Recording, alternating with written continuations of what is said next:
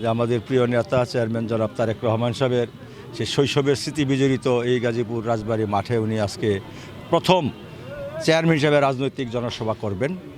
গাজীপুরের সর্বস্তরের নেতা কর্মীরা আজকে উৎফুল্ল আনন্দিত এবং যারা আমাদের আসন্ন নির্বাচনে যারা প্রার্থী রয়েছেন, সমর্থক রয়েছেন, কর্মীবৃন্দ রয়েছেন এবং এই দেশের গাজীপুরের স্বাভাবিক সাধারণ জনগণ সকলেই খুব প্রত্যাশা করে আছেন যে ওনাকে এক নজর খুব কাছে থেকে দেখবেন। আমরা যে দীর্ঘ সময় ওনাকে দেশে পাইনি, বিদেশে থাকাকালীন সময়ে ওনার যে রাজনৈতিক প্রজ্ঞা, ওনার যে ধীরতা, দেশ এবং মানুষের প্রতি ওনার যে মমত্ববোধ, ভালোবাসা, এটার যে বহিঃপ্রকাশ আমরা ইতিমধ্যেই বিভিন্ন প্রকার কথাবার্তায় প্রচার মাধ্যমে দেখেছি। আজকে আমরা বাস্তবে সেটা দেখে আনন্দিত হতে চাই। আইন শৃঙ্খলা পরিস্থিতির কথা যদি বলেন, আমরা বিগত ফ্যাসিস্ট সরকারের আমলে আমাদের এই সারা বাংলাদেশের প্রায় 60 লক্ষ নেতাকর্মীর নামে বিভিন্ন মামলা হয়েছে।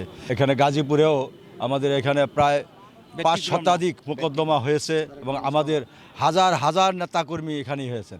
জনাব তারেক রহমানের নামেও গাজীপুরে 3টা মামলা হয়েছিল, যদিও উনি লন্ডনে ছিলেন। আমাদের প্রত্যেকটা প্রার্থী যারা এখন নির্বাচন করছে সবার নামে মামলা হয়েছে। আমরা তাদেরকে আইনি সেবা দিয়েছি। আপনারা দেখেছেন আমাদের প্রফেসর মান্নান সাহেবকে 33টা মোকদ্দমা দিয়ে দীর্ঘ 27 মাস একটানা জেল খাটিয়ে শেষ পর্যন্ত মৃত্যুর দিকে ঠেলে দিয়েছে। তা আমরা সেই পরিস্থিতিকে উত্তরণ চাই। গাজীপুরের সাধারণ বিচারপ্রার্থী মানুষেরা এখন এই ইন্টেরিয়াম গভর্নমেন্ট আসার পরেও একটা ন্যায় বিচারের সুবাতাস পাচ্ছে।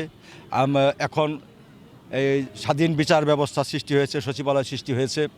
আগামী দিনে আমাদের নেতা তারেক রহমানের যে প্রত্যয়, উনি যেভাবে বলেছেন যে বিচার বিভাগকে সম্পূর্ণ স্বাধীনতা দেবেন, সম্পূর্ণ স্বাধীন বিচার ব্যবস্থার জন্য বিচারকদের সুবিধা, এখানে বিচারপ্রার্থী মানুষের সুবিধার জন্য, আইনজীবীদের জন্য এবং সর্বোপরি এই দেশের সাংবিধানিক যে অধিকার মানুষের সেটি রক্ষা করার জন্য উনি বদ্ধপরিকর। আমরা বিশ্বাস করি এই বাংলাদেশ একটি নতুন বাংলাদেশ হবে, এই বাংলাদেশ একটি গণতান্ত্রিক বাংলাদেশ হবে।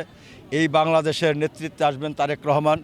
ধানের শীষ প্রতীকে প্রার্থী হয়ে আমাদের নেতারা জিতে আসবেন।